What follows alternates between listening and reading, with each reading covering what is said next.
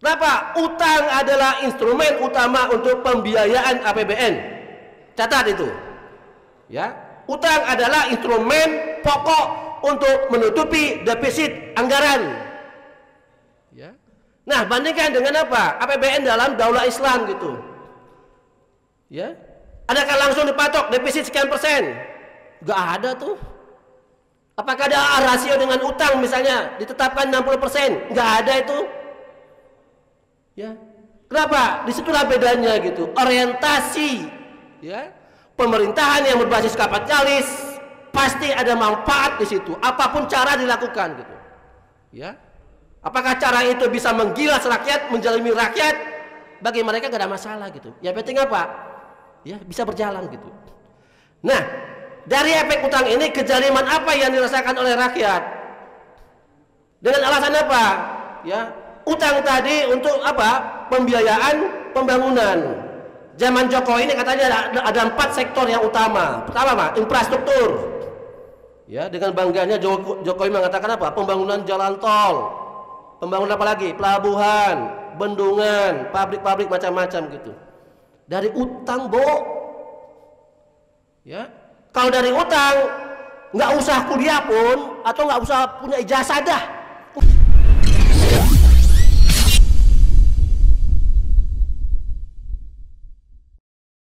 Bismillahirrahmanirrahim. Assalamualaikum warahmatullahi wabarakatuh. Alhamdulillah, alhamdulillahil alamin, wassalatu wassalamu ala asrafil anbiya'il mursalin wa ala alihi washabihi ajma'in. Amma ba'd.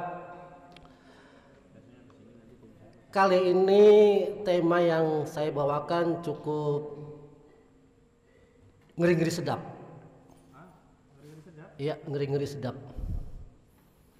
Tadi dari awal sudah disebutkan, apakah rejim ini sudah bisa kita katakan zalim?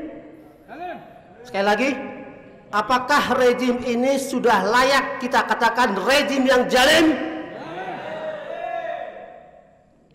Ya, mudah-mudahan juga pemirsa yang menonton ya di kanal YouTube ini, ya, sama dengan jawaban yang ada di forum ini gitu.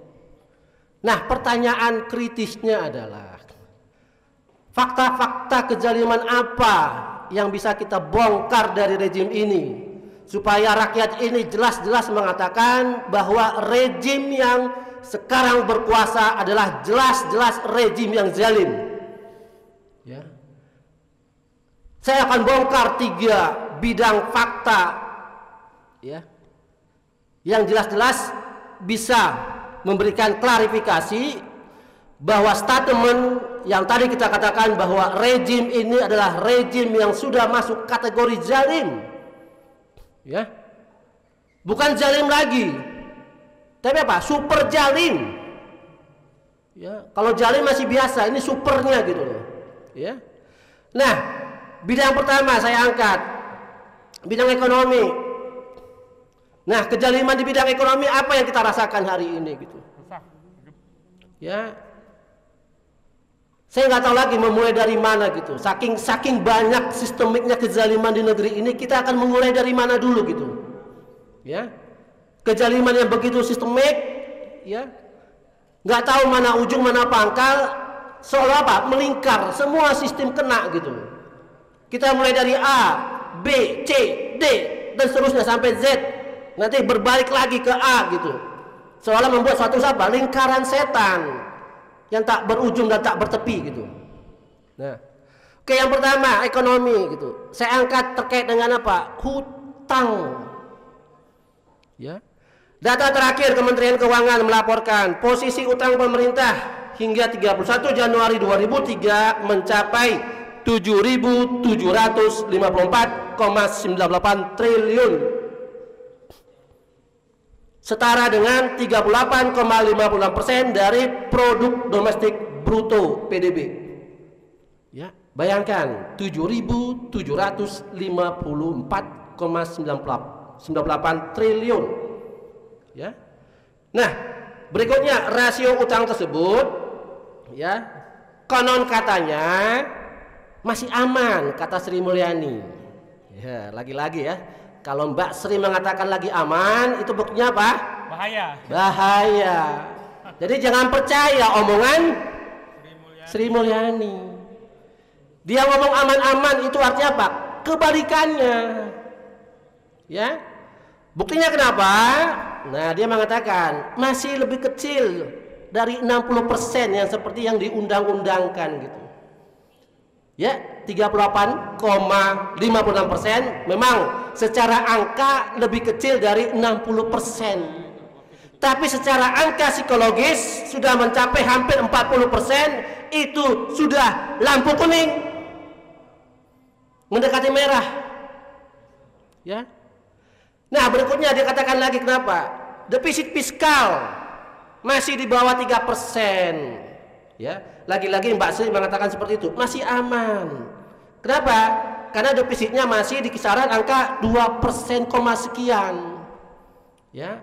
Dia menargetkan di 2023 ini defisit fiskal antara 2,16 hingga 2,64%, masih di bawah aturan defisit fiskal yang berlaku 3% gitu. Nah, pertanyaan kritisnya adalah, ya, kalau dari awal sudah ditetapkan defisit boleh di bawah 3%, ya, rasio utang boleh di bawah 60%. Pertanyaannya, kalau itu terus ada, selama negeri ini ada, selama rejim ini ada, apakah kita akan bebas utang? Tidak bisa, nambah ya. Logikanya nggak mungkin gitu. Kenapa? Itulah lampu hijau yang membuat rejim ini apa? Ugal-ugalan ngutang. Kenapa? Dilindungi oleh undang-undang. Sepakat? Pertanyaan kritisnya, ya. Kalau undang-undang itu tidak ada, kira-kira berani nggak rejim mengutang? Gak akan berani gitu. Makanya kita katakan ini apa? Kezaliman yang sistemik gitu. Ya. Antara apa? Antara pihak legislatif, eksekutif, yudikatif, semua bermain. Ini artinya apa saudara sekalian gitu? Ya. Efek dari utang itu apa gitu? Kita ingat, utang dalam dunia sekarang itu pakai bunga apa tidak? Pakai 7.700 sekian. Kalau bunganya 2% saja itu sudah berapa? Bingung hitungnya saya. Tinggal hitungnya sendiri gitu. Itu baru bunganya gitu. Belum pokoknya. Nah, belum pokoknya gitu. Pokoknya 7.000 itu. Nah, bunga berbunga dan berbunga lagi. Sudah tahulah bunganya haram. Ya. Dengar-dengar informasi tahun ini, ya rejim ini membayar apa? Utang 1.000 triliun katanya. Walau alam, duitnya dari mana itu? Kan gitu. Nah, artinya apa saudara sekalian? Cobalah kita bandingkan gitu. Kalau defisitnya sudah ditentukan, rasionya sudah ditentukan, kira-kira si Jokowi legalitas nggak untuk mengutang berikutnya? Punya. Masih batas aman kok. Ya kan? Selalu gitu kan? Batas aman kok gitu. Nah, itulah ciri khas APBN yang berbasis kapitalis. Kenapa? Utang adalah instrumen utama untuk pembiayaan APBN. Catat itu. Ya, utang adalah instrumen pokok untuk menutupi defisit anggaran. Ya. Nah, bandingkan dengan apa? APBN dalam daulah Islam gitu. Ya. Adakah langsung dipatok defisit sekian persen? Gak ada tuh. Apakah ada rasio dengan utang misalnya ditetapkan 60%? Gak ada itu. Ya, kenapa? Disitulah bedanya gitu. Orientasi, ya, pemerintahan yang berbasis kapitalis pasti ada manfaat di situ. Apapun cara dilakukan gitu. Ya, apakah cara itu bisa menggilas rakyat, menjalimi rakyat? Bagi mereka gak ada masalah gitu. Ya penting apa? Ya bisa berjalan gitu. Nah, dari efek utang ini kezaliman apa yang dirasakan oleh rakyat? Jelas. Kita rakyat akan mengalami kezaliman melalui pajak. Saya ulang ya, melalui pajak. Buktinya apa? Tahun kemarin PPN baru 10%, sekarang naik berapa persen? 11. Nah, pajak berikutnya apa lagi yang naik gitu? Ya, itu baru satu. Nah, sementara Sri Mulyani lagi sibuk kira-kira pajak apa lagi yang bisa kita naikkan? Atau jenis pajak baru apa lagi yang bisa kita perlakukan gitu. Artinya apa? Rejim yang utang, rakyat yang bayar pajak, itulah yang menutupi utang tadi gitu. Enak banget ya jadi penguasa gitu. Ya. Dengan alasan apa? Ya, utang tadi untuk apa? Pembiayaan pembangunan. Zaman Jokowi ini katanya ada 4 sektor yang utama. Pertama, Pak, infrastruktur. Ya, dengan bangganya Jokowi mengatakan apa? Pembangunan jalan tol. Pembangunan apa lagi? Pelabuhan, bendungan, pabrik-pabrik macam-macam gitu. Dari utang, Bo. Ya. Kalau dari utang nggak usah kuliah pun atau nggak usah punya ijazah dah. Ngutang itu nggak perlu. Memang nggak punya ijazah. Ya. Artinya apa? Anak SD pun kalau ngutang nggak usah diajarin. Anak saya mau masuk TK udah pandai ngutang, Buya ngutang ya 1.000 dulu katanya gitu. Nah, nanti yang bayar siapa? Nanti saya ngutang lagi katanya gitu kan. Nah, begitu seterusnya anak-anak itu udah ngomong kayak gitu. Artinya apa saudara sekalian? Ya, inilah bentuk kezaliman nyata dan setiap penduduk merasakan ini gitu. Sekarang kan wajib punya NPWP kan? Ada yang nggak punya NPWP di sini? Nomor induk apa tuh? Pajak ya? Wajib kan? Kalau nggak ada NPWP, kalau bisnis ke luar negeri nggak akan bisa keluar. Ya? Kalau nggak punya NPWP gitu. Ya? Artinya apa saudara sekalian? Inilah bentuk kezaliman nyata di bidang ekonomi gitu. Ya. Oke, baru satu bidang ya. Nah, bidang berikutnya apa kira-kira? Ya. Nah, bidang berikutnya adalah terkait dengan kriminalisasi para ulama dan aktivitas kita. Bidang hukum lah. Ya. Nah, artinya apa? Nah, saya angkat satu kasus saja lah gitu. Ya. Siapa yang tidak kenal Ustadz Abdul Somad?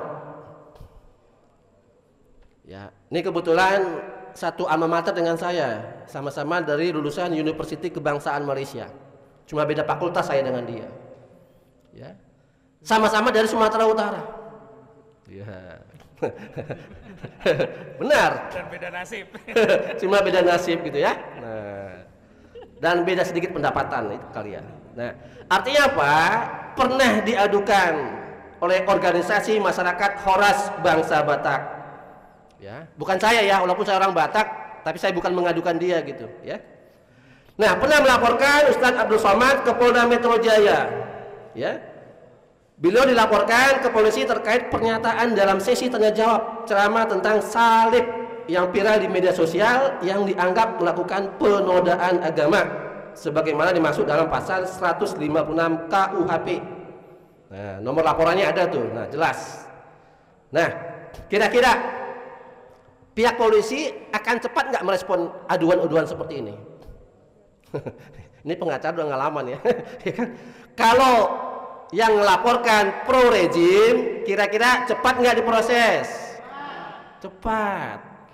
Tapi kalau yang melaporkan yang kontra rejim, kira-kira apa? Ya, berbelit-belit.